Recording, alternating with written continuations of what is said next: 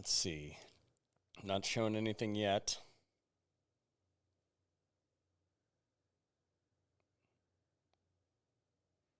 All right, there we are. I think that we're live. Cool. Let me know where you guys are listening from. I've got a little bit more setup to do for today's show. This is going to be the first show from the new set, so hopefully we don't have any technical difficulties. Let's see here. Got a little bit more setup to do. Let me go ahead and pop this chat out. Let me know if the sound is good and all that stuff, because, you know, I've had to completely redo this week.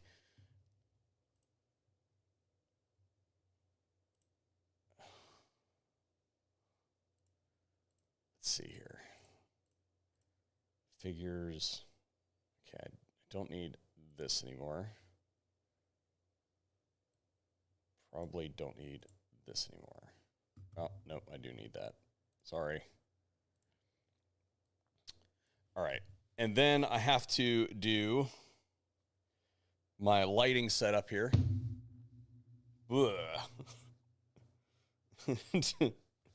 Wunderbar. Oh no, I moved. Shoot.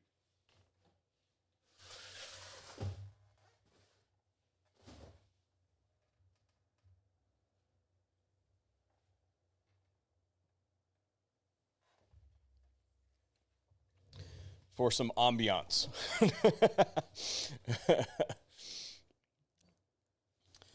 Let's see, we got people from Texas, we got people from Tennessee, Arizona, Minnesota. Thank you for telling me that it all sounds good. Much appreciated. Get rid of the damn registration requirements. I agree. Indiana. Maybe bump it up a little bit. Got to get over the tinnitus. Yeah, see, that's one of my problems is actually I've got dual issues in that I shoot guns for a living. So there's that. So I have tinnitus, but then also I hurt my ear, my right ear, scuba diving when I was younger. And so this ear barely works. And this ear has tinnitus. So it is what it is. Spiky Mikey, Evil Kurt, yeah. So I'm still playing with the lighting in here. I think that it looks all right for our purposes today. I'll have to tweak it when we finish today. But we got some people from Michigan and Iowa and Kansas in. I have not figured out how I'm going to situate things like the play button and stuff like that. This is very much a work in progress, but we needed to move everything out of the older office space into this new space because that old space is going to become a nursery when my son or daughter gets here in about a month. So the good news is that this office is situated near my family's property, and I can probably be able to be like, hey, grandma, you want to play with the kid today? Type thing on some days of the week if I got like testing and eval and stuff like that to do. So there is that. But the rest of the time, we're going to need a kid-friendly spot to put Sissy or Junior, and that old space that I was recording in is going to be repurposed for that. And the only thing that's really left to do in there is I have an old shelf that has a bunch of documentation, stuff like that on top of it that needs to kind of be brought out and placed somewhere else. And I also need to get rid of my old desk. So there is that. So anyway, it looks like everybody can hear me all right. It looks like everything is working okay. Our numbers are up where I would expect them to be as far as our streaming numbers are concerned. So I think that we're good to start today. And the first order of business is We are sponsored by First Form today. So we will be having a giveaway. As customary on these live streams, we'll be giving away a value pack of goodies from First Form. And to win today, keeping with the spirit of the topic for today's live stream, the new job description for the person who's in charge of processing paperwork at the ATF. Best answer wins the value pack from First Form.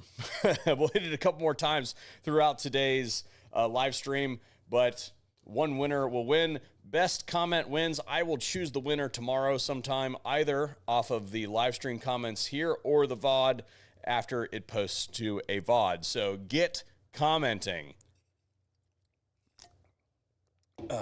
So anyway, today's topic is that we have some conflicting numbers when it comes to the involvement of you all in the process of the National Firearms Act property. Form 1s, Form 4s getting submitted to e-forms. The numbers are kind of like all over the place. And I see some numbers from some folks and other numbers from other folks, and they don't really work together. But what they do say is that the story is the same. That's a lot of cans. Any way that you slice it, the ATF is currently getting buried in paperwork. I say paperwork in that I would assume that most people are submitting them electronically, but there's a whole lot of stuff that's getting submitted. So what I wanted to share with you first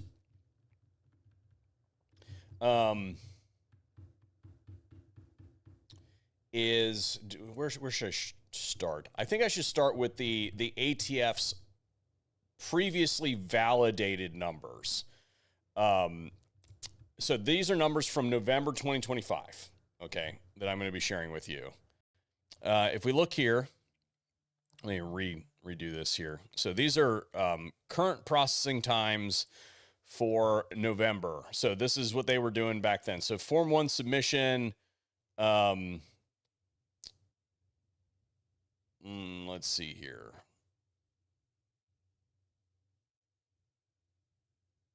Yeah, so this is Form 1, Form 4.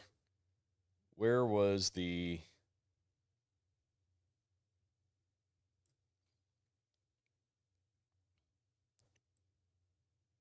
Oh, okay. I see what's going on here. I misread that. I didn't have my screen is different than yours. The header was in the way there. So, all right. So here we go. So in November, if you submitted a Form 1 in November via paper, it took 533 days. But if you use e-forms, it took 6 days. That's awful. Form 2, you guys aren't really worried about Form 2s or Form 3s. This seems about what I experienced, usually about 10 days or 2 days, depending on Form 3. Form 3, for those of you who don't know, is the form that your dealer uses to get those cans in, or SBRs in. Anytime ATF or NFA property moves between parties that have a tax exempt status, as in they have paid their special occupation tax stamp, the Form 3 is what they use. So when I order cans or something like that, that's what the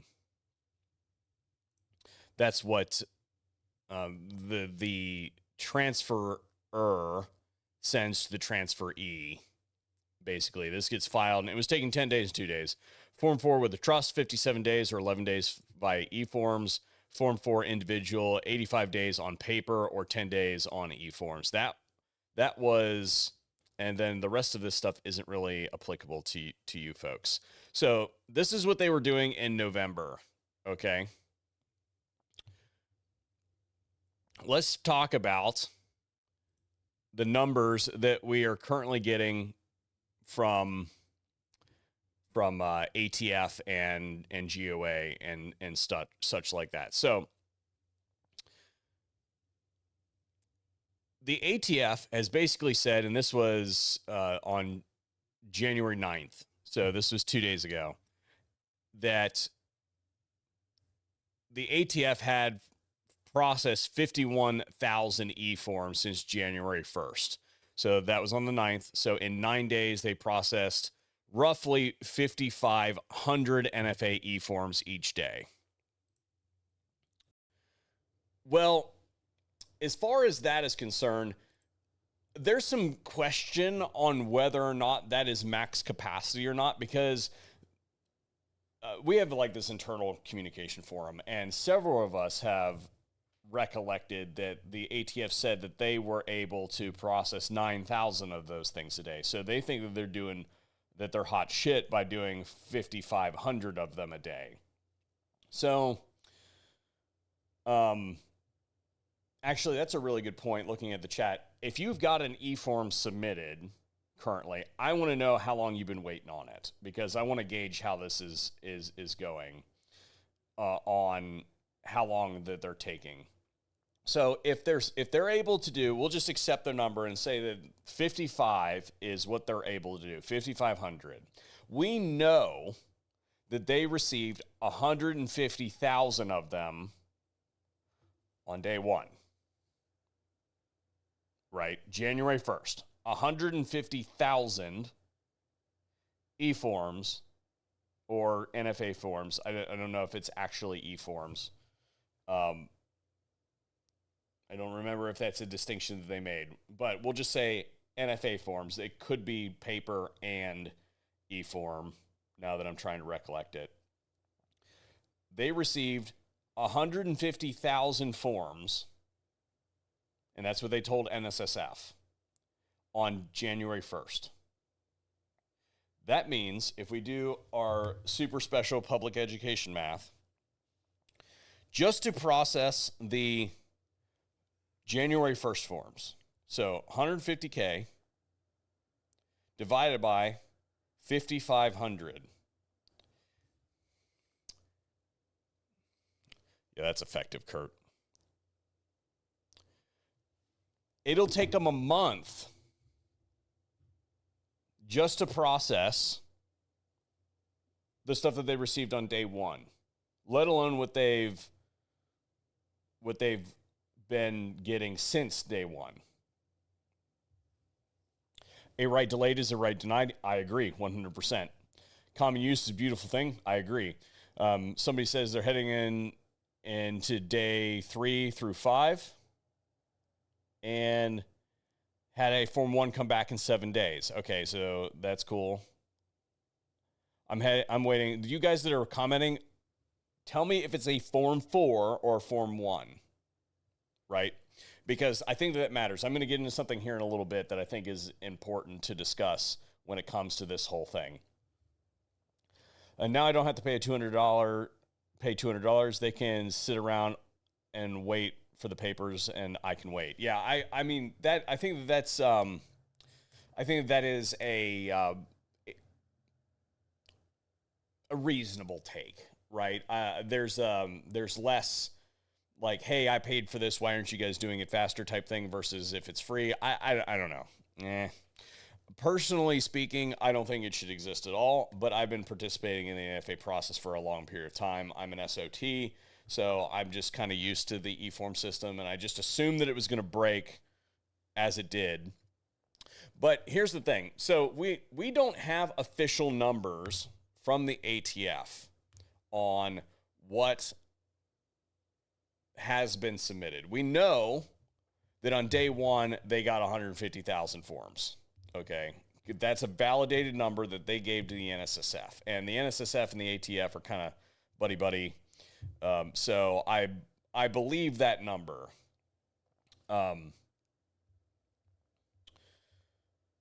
There is another source that has surfaced that claims to have some kind of insider information on what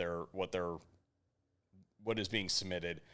I have asked how the data has been compiled and how it has and what the source was. I'm going to take you to my X account really quick. Let's see here.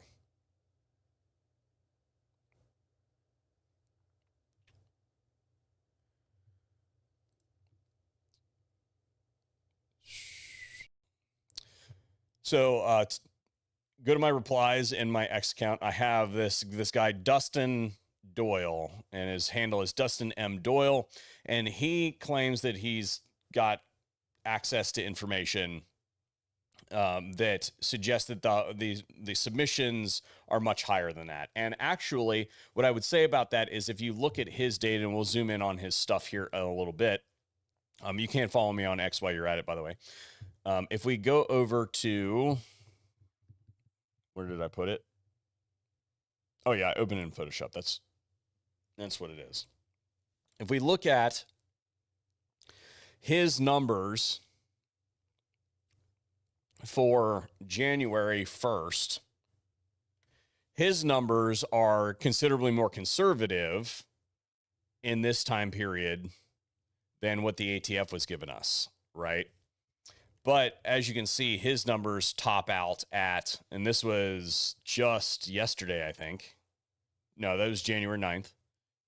January 9th. He's reporting 900,000 submitted. Now, again, I have asked him how this information was compiled and what the source is of this. I hope that he responds to me and that we can get to the bottom of this, see if this is the real number.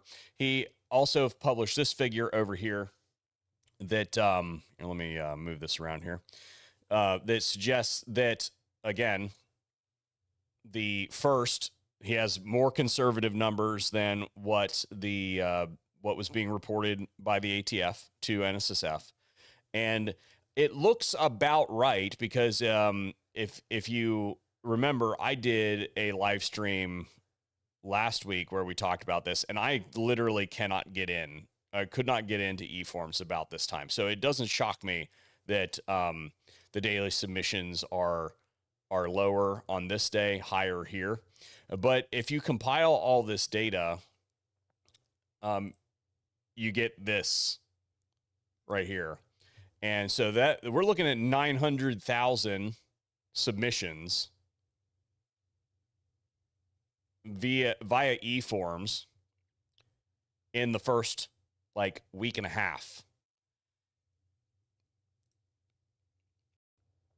To put that in perspective, folks, that is as many as were added to, I did a video on that. I'm getting my figures mixed up, actually. So I'm not going to say that, but let's say it like this. A substantial proportion of the forms that were submitted, the cans that were submitted in 2025, the first half of 2025, is that number right there. So that's a whole lot of cans. Now, again, I can't validate those numbers, right? So I don't know if they're true. I would like to determine if they are true. But what that means is that these things are very rapidly going to be everywhere. And I told folks that they were going to be unobtainium in pretty short order. It already looks like a lot of retailers are running out of these items and they're not getting restocked at the rate that they should be getting restocked. I don't know when it's going to return to normal, folks. And I said that in advance of 2026 coming. This is going to be a thing.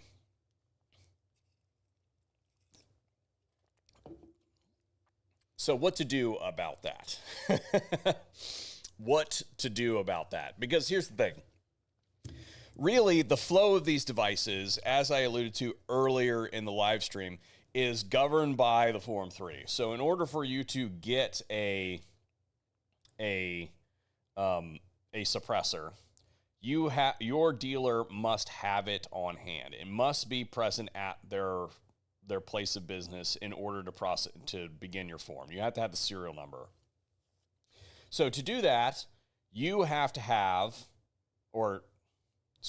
they have to have submitted a Form 3 at some point in time. So the ATF really controls the flow of the devices kind of at both ends. So the flow of the devices to the dealers and the flow of the devices from the dealers to the citizens, basically.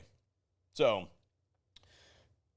that's because those devices are already on the NFA registry. They are just siloed under a different vertical than you. They are siloed under the distributor who has them at their storage location, and then they're getting parted out to the individual registries of the FFLs. And then when you go in to do your form, it gets siloed under your account once you've completed the transfer.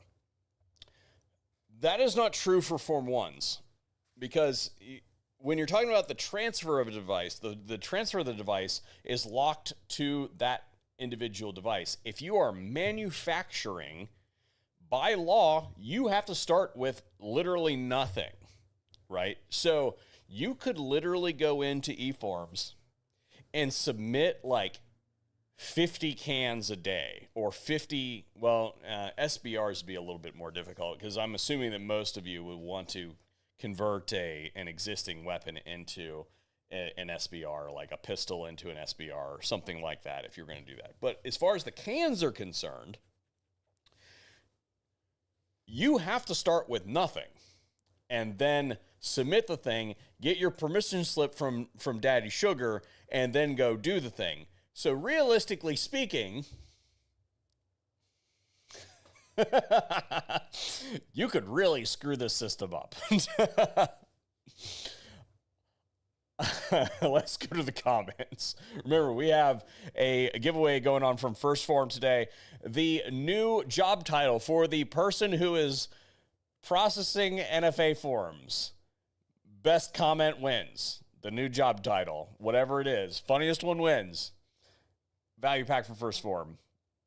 Okay, it looks like some people have submitted 1.5 and 1.10 approved. Okay, and they didn't say what that was. I'm assuming that's Form 4. No cans for you. No, I'm not. I can't read the rest of that comment.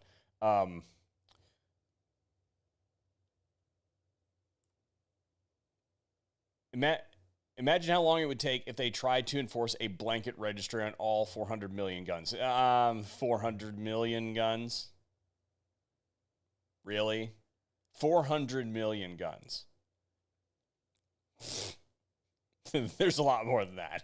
There's a lot more than that. Yeah, but you do bring up a good point, and that is one of the things that I really hit on last year when we were talking about the situation with the eForms getting revamped and how they were doing their process, because they expected to be doing more of a blanket ban on or blanket registration on the pistol-braced firearms. They expected there was going to be mass compliance with that situation, and it was going to result in a massive influx in those. That's why they streamlined eForms, was because they knew that in order to be able to do that sort of thing, the current system and the way that it was operating was never going to work.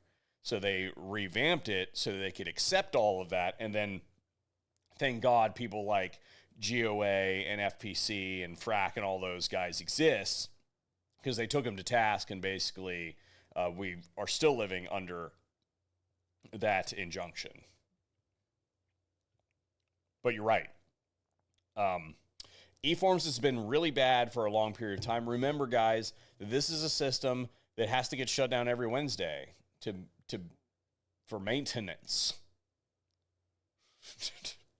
What?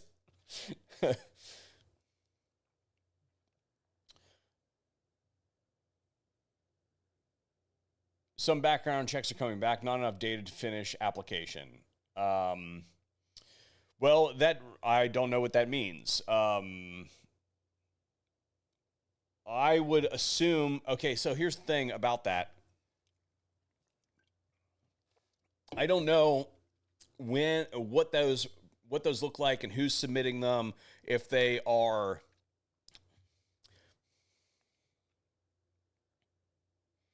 as much as I bitch about e-forms and how bad it sucks, it's kind of dumb proof, right? Like, you can't really screw it up. So I would be very interested to see what those applications look like that are coming back like that, because I have received some forms that have come back. So what happens when you submit an e-form, or when you submit a paper form, excuse me, and there's an error? You get the dealer, the FFL gets what's called an error letter, and it's basically a copy of the form with a orange sheet over top of it to get your attention that basically says, hey, you have until XYZ day to unscrew this, or you're gonna lose the spot and you have to resubmit the form type thing. So I would be very interested to see what that stuff looks like that's coming back to the folks who are saying not enough data to finish application. Because it sounds to me like if they submitted it on e-forms, then they screwed it up somehow. And I don't even know how you screw up e-forms, because it's kind of like, I literally, as an FFL, I literally can't put the wrong thing in. I can enter your name wrong or your address wrong, but that's literally it. I can't enter I can't enter any of that data wrong that's associated with the device, like, because we get a pick list, right? It's automated. I can't enter my information wrong. Like, I literally cannot change the information that exists for my account as an FFL. So I don't know what's going on there. That's interesting. It's a muffler for your gun. I don't see the big deal. Yeah, I agree. There are plenty of other places other than America that have them, and they're considered a courtesy. The big deal is that the people that thought it was a good idea to ban alcohol in this country thought it was a good idea to try to apprehend the people who exploited the laws on alcohol prohibition to make a crap load of money, thus spawning organized crime. They thought that it was a good control mechanism to put a tax into place on those things. That's how they approached it. That's why it's a big deal. The same people that thought it was a good idea to ban alcohol are responsible for the whole system of the NFA. That's really all you need to know.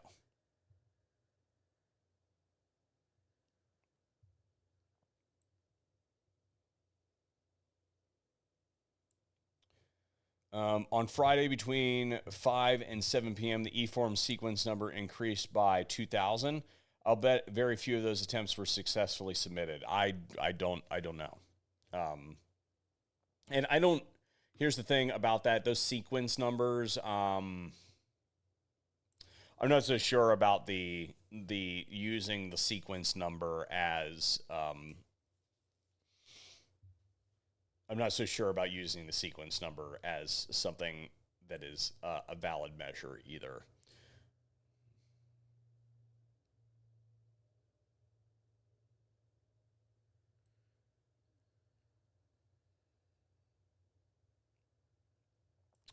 Somebody says, I got 2 Form 1s to successfully submit around midnight Friday. Okay, that's good. I have submitted a few forms for folks, and I did them towards the end of the day, kind of like at night type stuff, when I didn't think that there was going to be a whole lot of people submitting them. And I know that a lot of other folks are doing that. I spoke to one guy who owns a shop, and basically he does the stuff, and then he submits all the forms at like midnight or something like that. So, somebody says, I'm getting pissed. My father bought me a 1911 for my birthday in November. I got wrongfully denied. The feds claimed I was a fugitive. It's been 2 months waiting on a VAF. Dude, that sucks.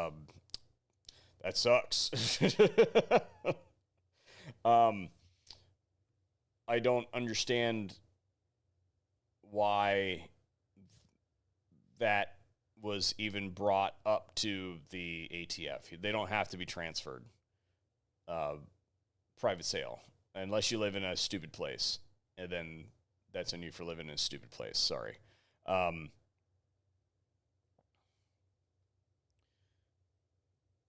For Form 4, 5-day wait. Okay. Yep. Speed bump clerk processing.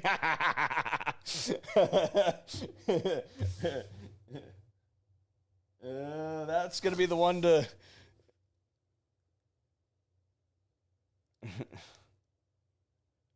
That's going to be the one to beat. If you guys don't know what I'm talking about, we're having a giveaway from First Form. The best new job title for the person responsible for processing NFA forms at the ATF. We're going to write that one down.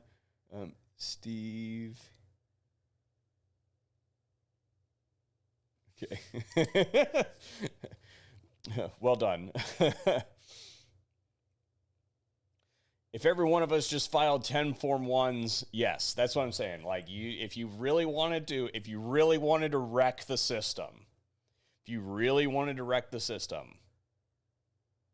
Form 1s, and here's the thing. Let's say hypothetically, you submit 50 Form 1s, right? You have the paperwork, and you don't have the cans. You just haven't had time to get around to them yet. You were doing that for the future of wanting to build the device, right? The fact that you don't physically have the device yet, let's say 6 months from now, they come and they want to inspect your cans, which they will never do, okay? Remember, you don't have to show anyone your Form 1 except for an agent of the Attorney General, which means somebody from the ATF, basically. Your local sheriff doesn't have to see that. Your local PD doesn't have to see that. Your range safety officer doesn't need to see that. None of it, right? Now, here's the thing about that. Just an FYI, if you want to draw that line in the sand, that is your prerogative. Just understand that if the officer in question says, hey, you got a form for that? And you say, that's none of your business. This is a confidential tax return. And you can go screw yourself, which is totally your right to do. You don't have to show that to him. That will come with its own set of consequences, or may come with its own set of consequences. If you've got all day and you want to screw with them, then fine. But they could arrest you and say, well, we have to validate that that's the case, XYZ, right? And if they do that, well, then you just sue them, okay? So if you want to play those games, then you totally can. Just understand that in for a penny and in for a pound, okay? And if you did that, I'm sure that if you called FPC and said, hey, y'all need some plaintiffs?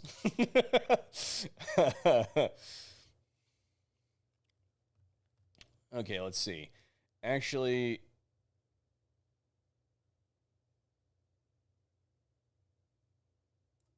you could change your account if you're a hacker. You just got to be smart. No, you should not do that. Okay, you should definitely not do that. So, says all over it, right? Use of the federal system. Like if you're doing anything to the federal system, they'll like if you're subverting the system, I think that's a felony. Just an FYI, because you are talking about messing around with federal forms. So that person talking about being a hacker and screwing with the e-forms and stuff like that, don't do that. If you have the capacity to do that, I'm telling you right now, do not do that. All right, let's see here. 2 suppressors and an SBR submitted on January 5th, still waiting. All right, so you have been waiting for 6 days. That seems to be...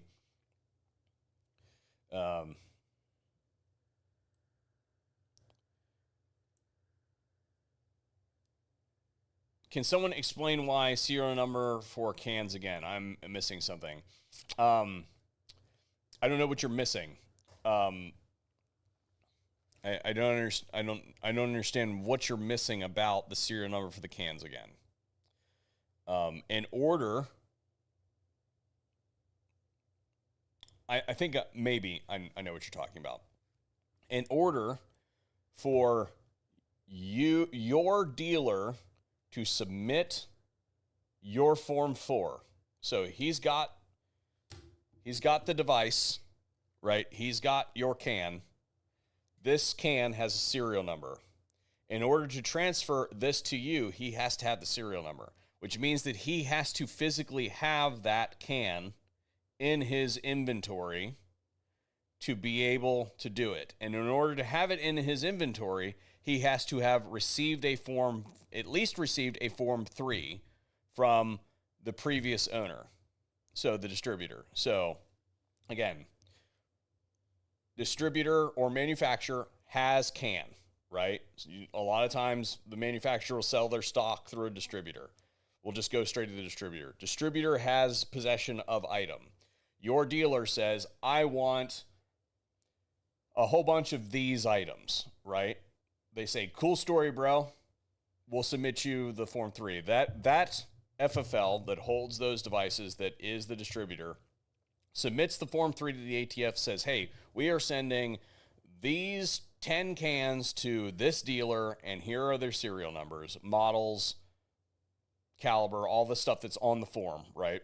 All the pertinent information that's identifying, that is linked to the record of their individual registry in the larger NFA registry. That Form 3 is basically a, hey, move this thing. So once the Form 3 is approved, that device moves from their individual registry to your dealer's individual registry. Once that has moved, your dealer can pick it from the pick list on his individual registry if you're using e-forms, or if you're paper forms, then they transcribe it into the paper form.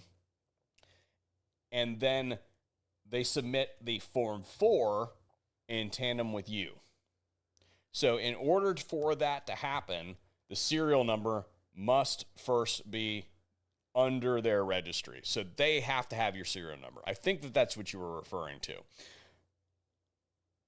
Form 1s, on the other hand, is the making of a suppressor or short barrel rifle or et cetera, right? Those devices do not currently exist. And because you are a citizen instead of a registered manufacturer, you have to get approval before you manufacture that thing. Thus, you cannot have any of the components in your possession when making that suppressor. That is not true for the actual registered manufacturer. The registered manufacturer submits a form to the ATF. I always get these mixed up, whether it's a Form 20 or a Form 2. I think it's a Form 2. I want to say it's a Form 2. That's going to bother me. Hang on. It's either 2 or 20. I can't remember. Sorry. Yeah, it's Form 2. So your your manufacturer, so like a Ruger or Smith & Wesson or somebody like that, when they manufacture an NFA item, short barrel rifle, short barrel shotgun, AOW, suppressor, et cetera, et cetera, et cetera, they submit a Form 2 to the ATF that says, hey, we did this thing. And then those items get added to the registry. Now, if you go back to that folder that we showed, or that figure I showed you earlier, do I still have it pulled up? Form 2s, paper Form 2s are 32 days, and e-Form 2s are 2 days for approval. And it's a notification. So it never like really gets approved. It's just a notification that it exists, and that it's been put into the registry, right? So it's not an approval. The FFL notifies them that they made the thing, and then they go through and they add that stuff into the individual registry, line item wise. So I think that answers the question. I think. That was submitted by One Flex FPV. I'm going to write that down in case they respond lower down. Okay. Hit the like button to help ATF process those forms. You could also submit a super chat. You could also do that if you wanted to help the ATF process forms faster. Yes, indeed. That will absolutely make that happen. Let's see.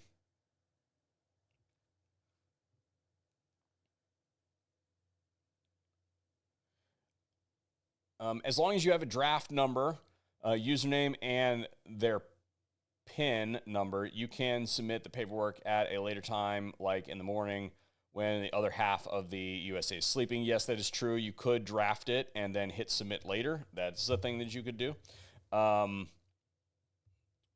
Usually, though, it's easier if you submit the stuff with the other person sitting right there. So it really depends on how close you are with your FFL and what they're doing.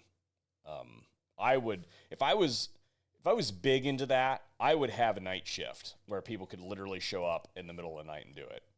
Right now, I'd offer it as a special service, but that's not my business model.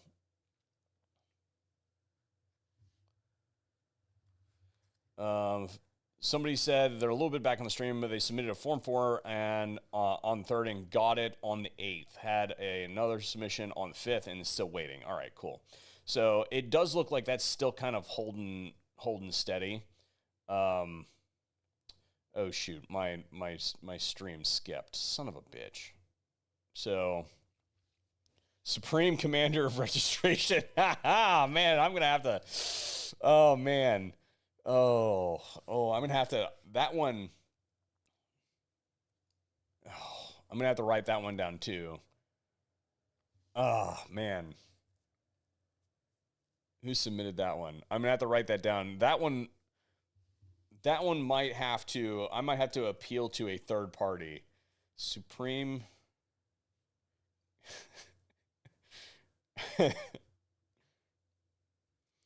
Write that one down. Good job, guys.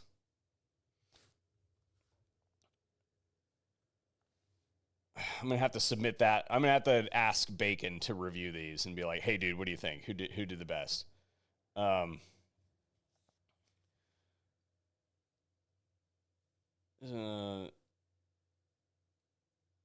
See, Brimo says, never did any NFA before 2026. Longest Form 1 going on 8 days now.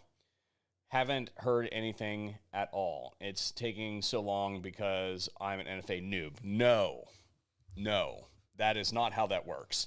Unless, of course, you did something wrong, right?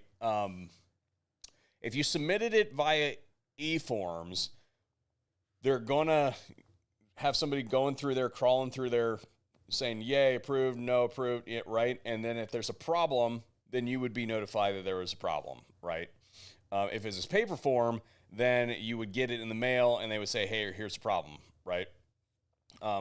But if, did you say Form 4? Yeah, he said Form 1. So if you're doing that all yourself, there's no, because it's Form 1, there's no FFL involved in there. It's just you.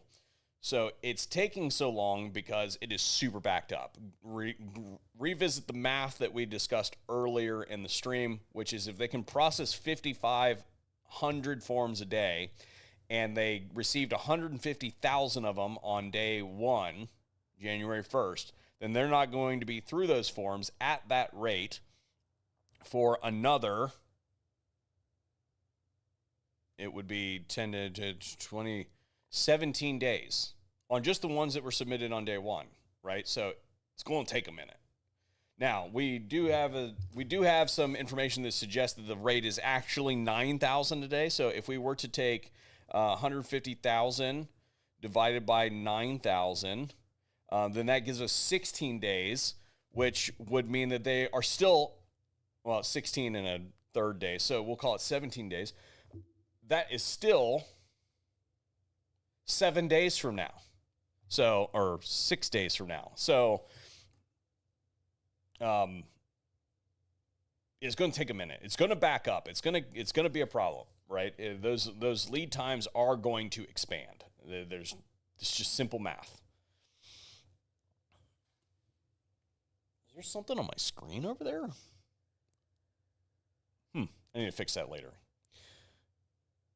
This sounds like a bunch of unconstitutional bureaucracy to me. Yep, same. Chief boot and stamp liquor. I'm going to have to go right back through this screen. I can't keep writing these down. We're going to have to go back through here and just have a couple people go through and be like, who won?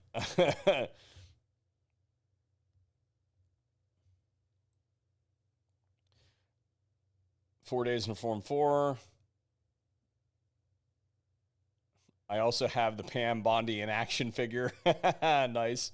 You guys are good.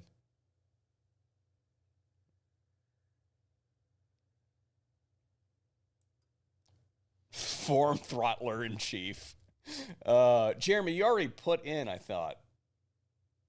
No. Okay. Oh, never mind. Spiky Mikey says 30 days. What happens if you want to Form 1 your car muffler? Do you have to destroy your car to not be in possession of it, even though they want pics of it? What it is beforehand? So if it's a Form 1, and it's a suppressor, then you cannot submit a picture with that thing. That's a trap. Don't do that. You cannot do that.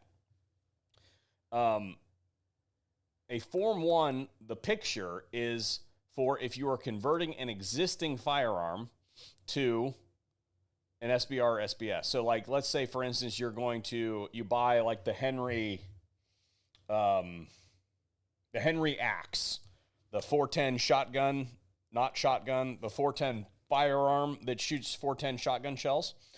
And you want to put a stock on that thing.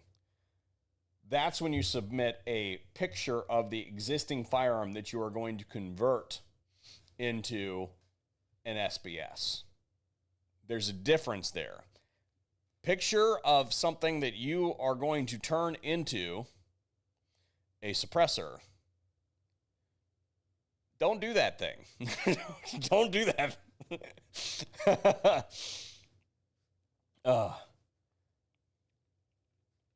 Oh, somebody asked what the names are for. All right, so we might as well hit it again since we've been getting questions. Giveaway from First Form. Value pack of various protein sources from them.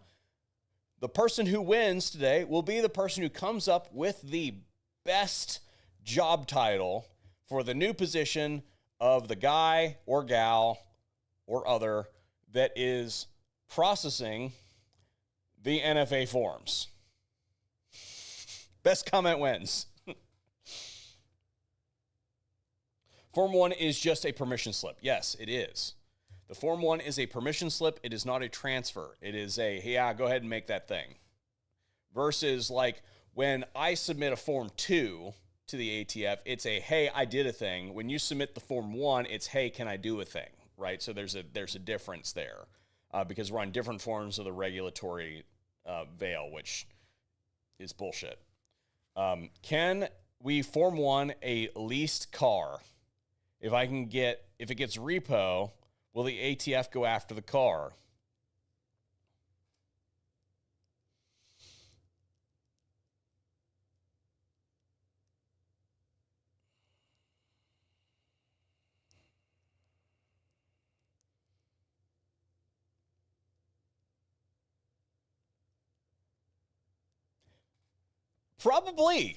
Probably, because here's the thing: you would have to be, you could theoretically do that because it would be domiciled at your address.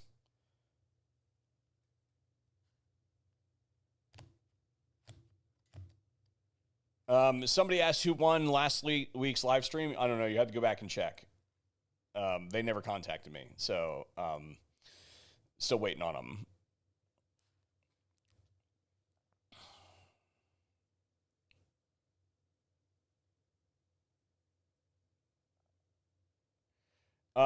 No, flex one flex. You didn't necessarily win, right? You didn't necessarily win. I have to ask somebody because right now we've got a tie, right? So I've got to ask a third party what they think. I'm probably going to ask Wombat and Bacon which one is better, right? Now, there's still time. That doesn't mean that somebody can't come in here and just blow both of those two out of the water, right? So the contest is not over, right? I'm just saying that there are some very heavy contenders currently. You guys are knocking it out of the park this week, so good job.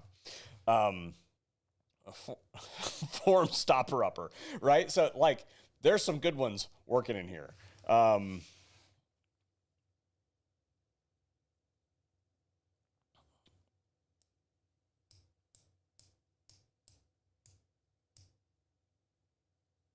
Yeah, I don't. Oh, okay. Somebody says they posted the winner on the Christmas post, so I don't know what that. Yeah, I mean, we might as well look that up since we're here. I don't know why you would put it on the Christmas post since that was, so long ago, but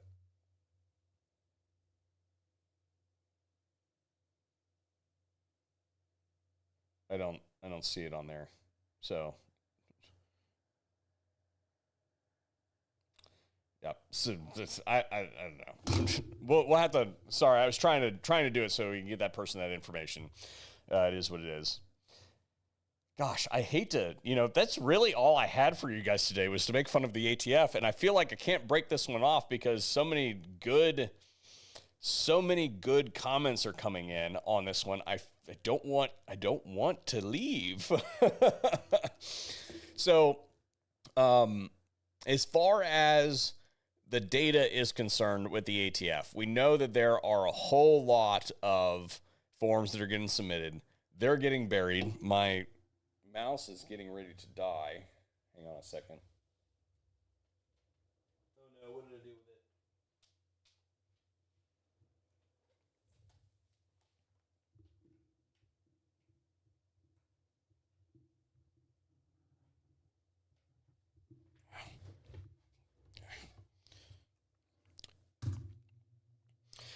Submit your questions while I unscrew my stuff here. I use this this gaming mouse, and it's really good. It's just it burns through battery like nobody's freaking business. It's very responsive. I like it.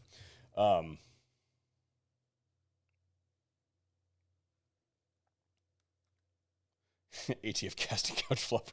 My goodness, Commodore paper jam.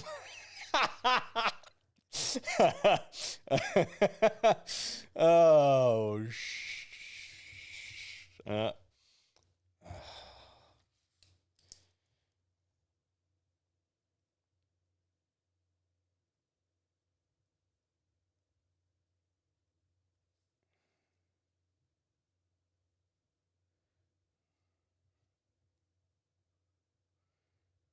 well done. That one might win.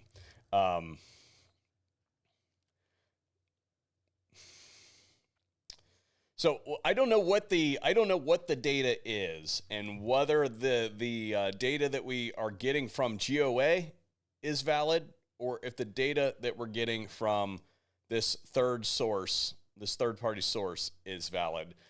Regardless of the situation, the message is that the ATF is going to have a very difficult time processing forms.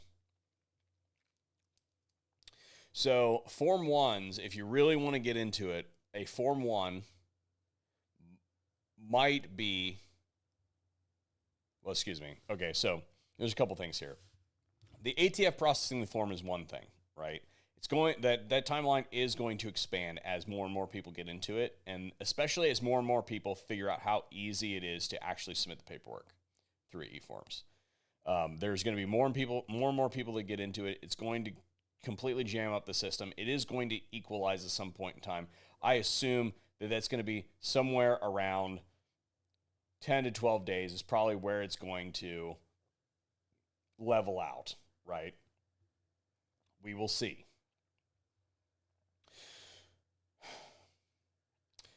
On top of the processing time, there is eventually going to be a problem where there aren't enough devices to be moved into the public space. There are lots of manufacturers that are jumping into the space, as we predicted that there would be, but they are not producing cans fast enough to meet demand. And I'm going to tell you that if you are considering getting into it, that you should see the prices that you are seeing now as probably the best price that you're going to get for 2026, maybe 2027. Because as that demand ramps up and the supply depletes, those devices are going to become more expensive. They just are. I don't know how bad that effect is going to be, but I do expect prices to creep up. That will be dampened a little bit by new manufacturers getting in, as well as it also depends on what kind of caliber that we're talking about, because I currently, for instance, have an all carbon fiber can in here for testing as we speak that is like rated for 22, and that's what it's designed to do. So the ability to use materials that are really easy to work with to do some of those subcalibers, I think is going to be something that is valid. Even though I made that video a couple weeks ago about 3D printed cans, and beware of the 3D printed can being used as a marketing ploy, because it will be. I do think that, especially in the short term, that exploiting all means of manufacturing to be able to meet demand is a valid thing to do in the short term. If you can't get it made fast enough, then getting it made by any means necessary is now on the table, I think. Or if it isn't now, it will be here very shortly. My distributor that I use is basically sold out. And they just send out emails like, hey, we're going to be dropping this batch of cans on this day at this time, limit 2 for a 24-hour period. That's the kind of stuff that we get. So good luck out there, I suppose, guys. And part of that is why we received that huge bump on January 1st, that 150,000 was all of those devices that were backlogged. All the I'm not going to claim credit for starting the movement or anything, but a lot of manufacturers did take my advice, and other content creators also said this, that they should offer people to purchase the device and put it in the back and wait for the tax to fall off, and then file all the Form 1s, or excuse me, all the Form 4s once the system reopened, type thing. So that did happen throughout 2025. So there's that. But let's see. Trust-approving necromancer. Since we just see ours when... I don't understand what that question is, so sorry, you'll have to rewrite that one. ATF fluffer has meth mouth. I need... Adam Cabin says, I need a can for both 300 Blackout and 6.5 Grendel. You should be able to use a 30 caliber can for both of those.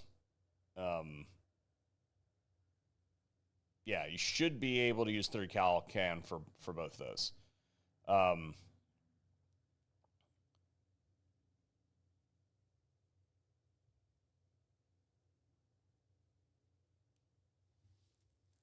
Somebody says they saw a new channel called, I'm not going to read that because that could be, I don't actually know how to pronounce that. It says, who is working on new titanium cans for $200-ish. Yeah, we'll see about that.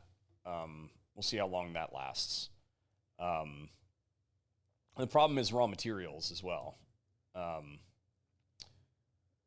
Chief Misery Multiplier, NFA Division, nice. Pupper Erasing Glowy. Deputy Bad for me. You guys are just absolutely crushing this. So, I mean, congratulations. Hats off. You guys are hilarious today. I appreciate you. For those of you who don't know what's going on, we're having a giveaway with First Form. Best job title for the new ATF, or excuse me, best new job title for the ATF employee that is in charge of processing e-forms or all NFA forms at this point in time. Best comment wins. YHM R2 for your 300 black and 6.5. I don't have any experience with the YHM cans, the new ones.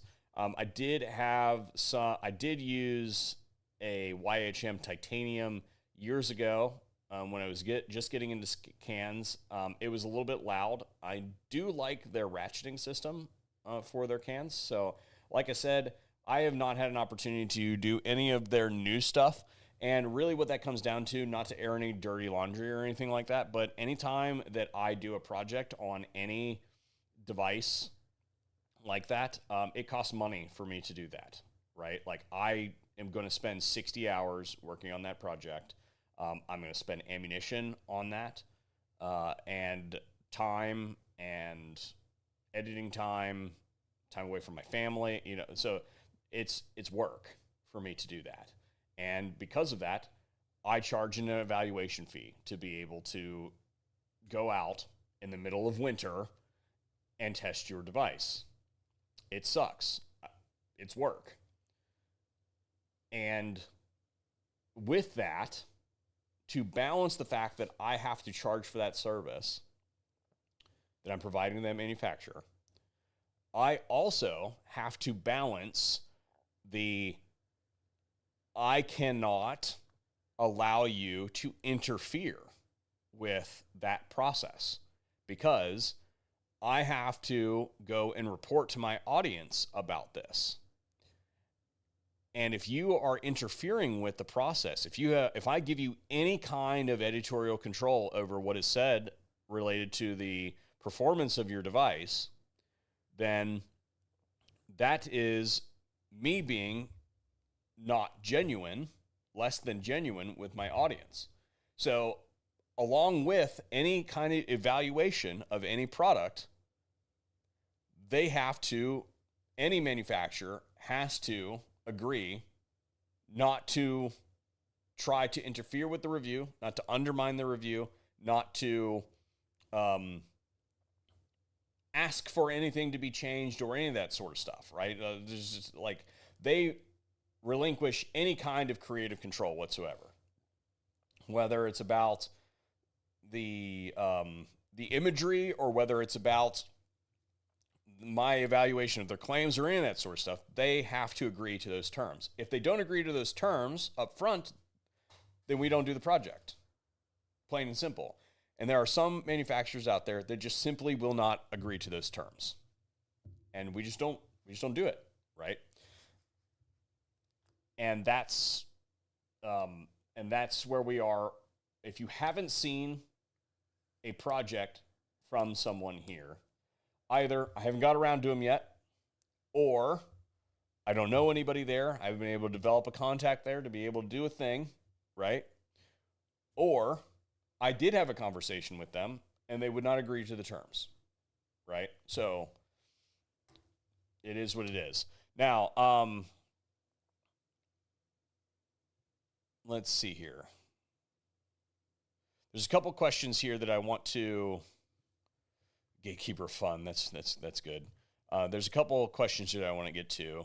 Some of them will be long-winded and some of them won't be. So, Random Human 25 asks, any opinions on the Silencer Co. Omega 36? I have not tested the Silencer Co. Omega 36 because I have not tested it yet. I don't have a contact at Silencer Co.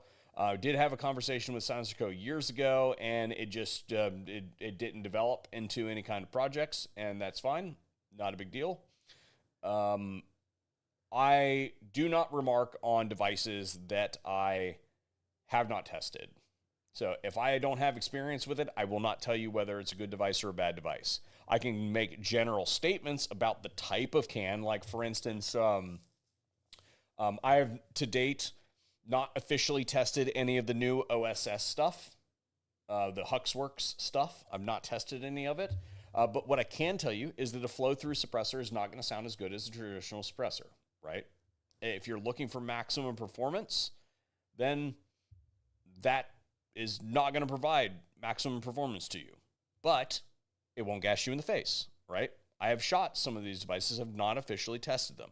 That is the limit that I'm willing to go to. I can't tell you whether their Whiz-Bang 5000 that they came out with a month ago is like the greatest thing on the planet or not, because I've not tested it. I have no experience on it, and therefore it would be disingenuous of me to make any statement other than a general statement about the type of device.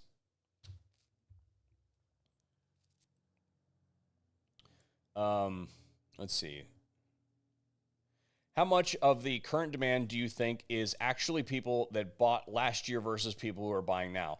Well, I would suspect that probably on day one, that like January 1st, I would think that that number would be substantially different than it is today. I would assume that January 1st people, if you were to measure that data, people who bought versus people who are currently buying, they would be heavily skewed towards the people who already bought. And if you talk to somebody, if you take a random sample of today's data, you would find it more evenly matched. I would say by the end of the month, we should probably have all people who bought, all the people who bought last year probably have already processed their stuff by the end of the month, right? So if we see those numbers like level off, we're probably at the new demand level. If it continues to rise, I don't really know what to say about that.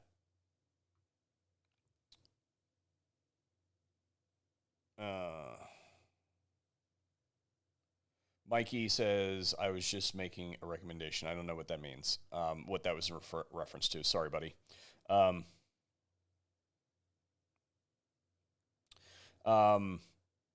I'm just looking for ideas. Both our 16-inch barrel, 300 black. Oh yeah, I see what we're talking about here. So 300 blackout. Any gun with a 16-inch barrel. The only problem with that, adding any suppressor to the end of a 16-inch barrel, is that it's going to hit you in the ankles when you sling it. Just throwing that out there. You might consider one of the devices that we reviewed earlier, the Cryon from Guntology. It's a heat shield that'll keep it from burning you at least. But a full-length rifle with a suppressor on the end of it, because you got to think we'll say that it's a 36-inch gun. Okay, 36 inches from your shoulder to about thigh. Depending on how long you are, some men are longer than others. Movie reference. From your shoulder, 36 inches from your shoulder down to about your knee area, right? A little bit below your knee, maybe. And then you add 5 inches to that, and now you're talking about mid-shin. something like that. So you're talking about a weapon that you are going to get smacked around with versus like, that's one of the reasons it is so popular to use a short-barreled rifle versus a traditional rifle because of that. Now, you sacrifice a lot when it comes to the ballistic capabilities of going to a short-barrel rifle. Just throwing it out there.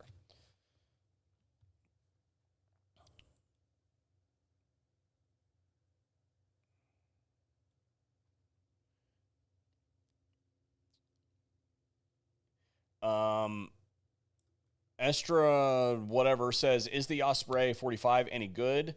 Or is it outdated all around? I have not officially tested the Osprey, but I have shot the Osprey. And as far as its performance is concerned, I would put it on par with just about every other. The one that I shot was 45 can. And my general statement about 45 cans is that 45 sucks suppressed. Okay, it just does. People will say, oh, well, it's subsonic, it's going to be great. No, it's really not. 45 sucks suppressed. It just does. It's too loud. It's loud. Just because it's subsonic doesn't mean that it's awesome. So I would say that the 45 variant, about on par with everything that's out there. Again, I haven't officially tested it to do any kind of like direct comparisons or anything. But what I would say is it does okay. I wouldn't say that it does anything leaps and bounds better than anybody else. The only thing that, well, actually, I take that back. One of the things that the Osprey does really well, from what I've seen just at every single range event that I've ever seen one at, is it'll tell you when it is unthreading itself because it's not cylindrical. So when your can is cylindrical and it auto rotates, you have to grab hold of it and try to twist it to see if it has come unthreaded. The Osprey tells you that it's come unthreaded because it's not cylindrical. So you can tell immediately that it has deviated from where it should be. And that is most commonly from not properly rock setting that can into place on your pistol barrel. So I suppose there are some benefits to the Osprey. Again, not an official opinion or anything like that, having not officially tested it. But I think the Osprey is old enough at this point in time that it's been in the market long enough that it probably doesn't need to be done.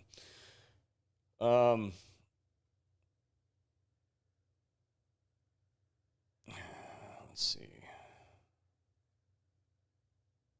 Somebody says that Doyle replied to your question.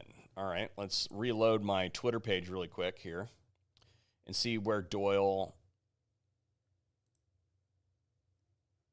Let's see here. Here, I'm going to bring you guys along for the ride here.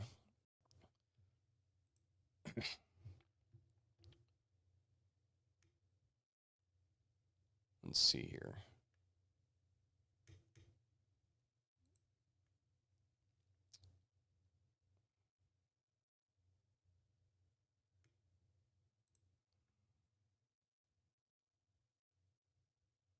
Well, I don't see my...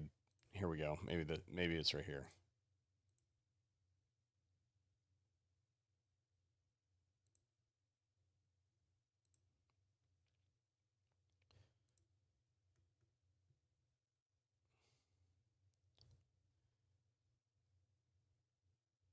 Okay, so he compiled this with control numbers. Almost exclusively my own 140 submissions. Okay, so how he's done this is he has used the control numbers as an inference on the number of devices that were submitted. So what that means is, and then he put it into a document and graphed it. So what that means is when you submit a form, you get a control number. And generally speaking, those control numbers will increase. You know, you submit one and then you immediately submit another one, right? You'll get a sequential number. That doesn't mean that those control numbers are exactly indicative of the number of devices that were submitted. Because a couple reasons. First of all, some of those forms could have not been completed, right? So just because you submitted, or just because you started a draft, that could trigger it. If you submitted it and it was erroneous or it was a redo, that could have done it. If that is a Form 1, like I mentioned, that has no intention of actually being produced, that could do it. So that's not necessarily indicative of the number of people who have registered devices. And then on top of that, the control number could be altered by a system administrator. So just because the control number is, let's say, 1,000, right? Just because the number jumps from, let's say, hypothetically speaking, that we submit 400 devices. So let's say that we started the day at 1,000 and 400 devices are initiated, 400 forms are initiated, and it increases sequentially for that 400 by the end of the day. Again, all these numbers are fake. I'm just making them up. Then the last one would be 1,400.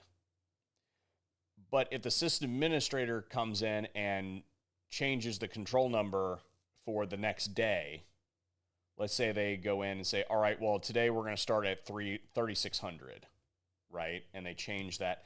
Then you've now cataloged using that system that the control numbers are, that there are an extra an extra 2,200 control numbers in that space, and you've equated those to new devices when it was just a system leap. This happens with serial numbers. Oftentimes, a manufacturer can, for instance, like hold back a space of serial numbers that they just don't produce. They can like skip a band, and with the intention of coming back and making them later, or for whatever reason, they've changed the serial number band because they changed a different, let's say that you're making guns and you made a tweak to the design, but you didn't like really change like the receiver or anything like that, but you made some change, and you went from like the serial number starting with like a 1 to a 2. So that's your indicator that these are all the stuff that was made post. So you can look at the serial number immediately and be like, that's a generation 2 versus this one over here, right? So things like that are done from an administrative perspective to be able to tell us things about the data set that aren't exactly documented in the data set. So just because the control numbers move that much doesn't necessarily mean that that is indicative of how many devices were submitted. But as I said previously in the stream, that whether his numbers are correct or whether GOA's numbers are correct, it's fuckload of cans, right? A lot of people are using it. And I think that looking at it from a qualitative perspective, I think that both sets of data say the exact same thing, which is a lot of people are doing this, okay? And I'm not trying to cast shade on him for doing that or anything like that. I just don't know that that is the most precise way to obtain that data. Time will tell, right? Time will tell when that data is finally processed about, I don't know, 6 months from now or whatever, when the ATF reports the data, we'll know whether he was correct or not. Again, not trying to cast shade or anything, but there are some inherent system idiosyncrasies that are probably not being fully accounted for with using the control numbers. So anyway,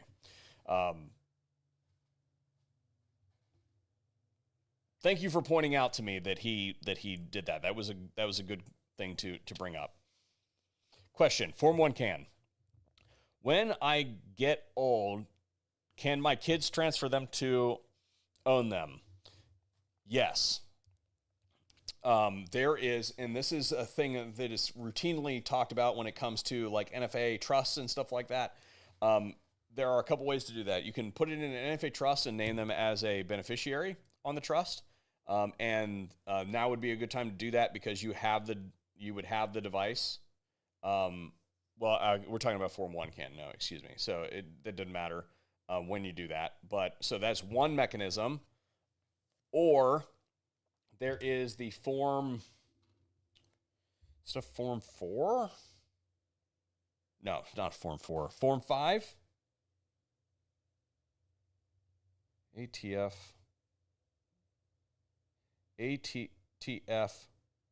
Gosh, I can't type today. I typed in AFT. I typed in AFT again. ATF Form 5. Yeah, exempt transfer for like next of kin.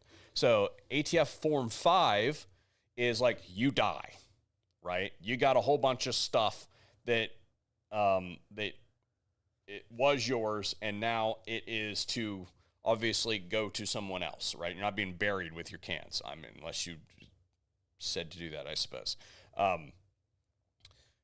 If they want them, your beneficiaries, if not named in a will or something like that, or I suppose if they were named in a will, right? If there was no dispute on who was to receive them, basically they file the Form 5, it's a tax-exempt transfer, right? That is assuming, which under the current regulatory scheme, that doesn't matter. But that statement assumes that the $0 tax remains a $0 tax for perpetuity, which I think is unlikely. So let's see here. One good thing is that new companies and designs, the technology advances quickly. Yeah, we'll see on that. There's been a lot of work done in cans up to this point. I would be very interested at what happens at SHOT Show here in a week or so. I will be reporting heavily on that when we get there. So just keep that in mind. That there's been a lot of work up to this point, and there may not be as much space in the field for innovation as you might suppose. How many suppressors does it take before they are considered a common item? Well, we're already way past that.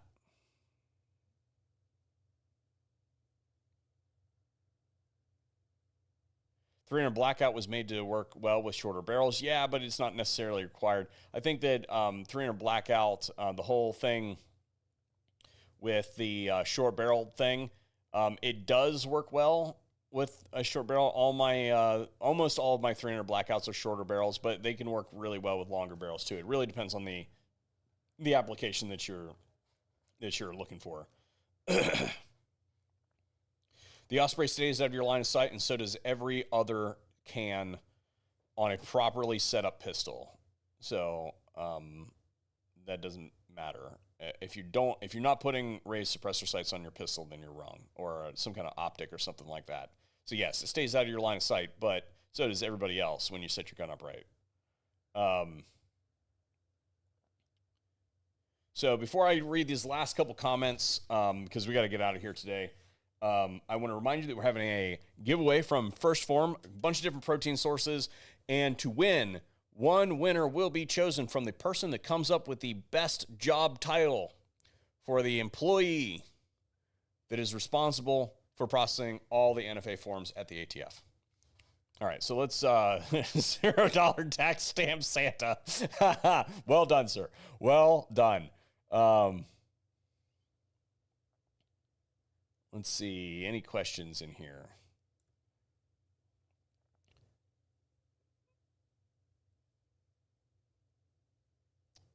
Patriot Paul USA says, first thing I do when I click on a video is hit the like button. Why is this so damn hard for people? I agree, Paul. I agree.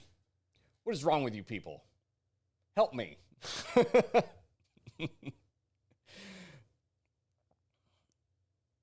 Jojo says, which is why you do a trust for willing your stuff away. I mean, maybe, maybe it depends on what you got. If you've only got a couple cans, who the hell cares, right? But if you're talking about like, okay, you own 10 transferable machine guns that are all $25,000 a piece, or if you got some really big items in there, like one of the 249s that's listed on the NFA registry, then yeah, you put that shit in a trust to make sure that it isn't touched by probate ever, right? And that there's clear line of succession for those sort of things. Absolutely. But if you're talking about like a couple Form 1 cans or a couple like $500 or less cans, then who cares, man?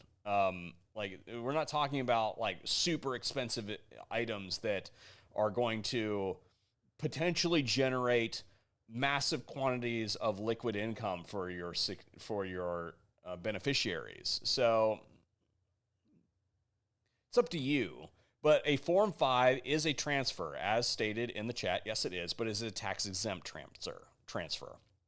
Right now, that doesn't matter, but it is a tax-exempt transfer. Now, if you're transferring a transferable machine gun, on the other hand, then that does matter because that is a tax-exempt transfer, and there is not a $200 tax triggered by that. So, yes, Form 5.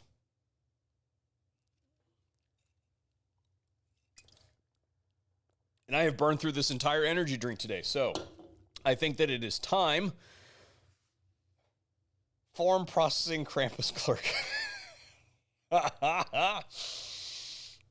I think that it is time to break it off today. Guys, thank you very much for tuning in to the VSO Gun Channel. This has been a great live stream. Thank you very much again. Let me know how you guys feel about the set. I'm thinking about a painting over here, and I have not decided whether we're going to put like Ferdinand and Isabella there, or if we're going to put like Vlad the Impaler there, or, you know, whoever, but I feel like we need something in this space here to fill it in. And I'm probably going to put a shelf over here as well, with some knickknacks and stuff like that on it. Like, you can't really see it, but over here, currently supporting the back of the excess sign are like a few of the jars that I had left over from Honey Harvest this year, right? So like random stuff like that, I'm going to put on on a shelf back here so that it can be, you know, properly lit and all that sort of stuff. So anyway, last question of the day. Have you heard of people getting their rights restored, having issues with NFA paperwork? I have heard nothing about that. That is something that I can ask GOA about. I think that folks that just got their rights restored probably would have issues with NFA paperwork because the ATF can't even get the forms processed. Do you think they're going to be able to do a comparison of two different registries? Don't bank on it. Anyway, thank you. A screen rolling with memes. That's a good idea. I like that. That's funny. I'm going to write that one down. Thank you guys for tuning in. Hopefully we'll see another one here at the VSO Gun Channel. Bye.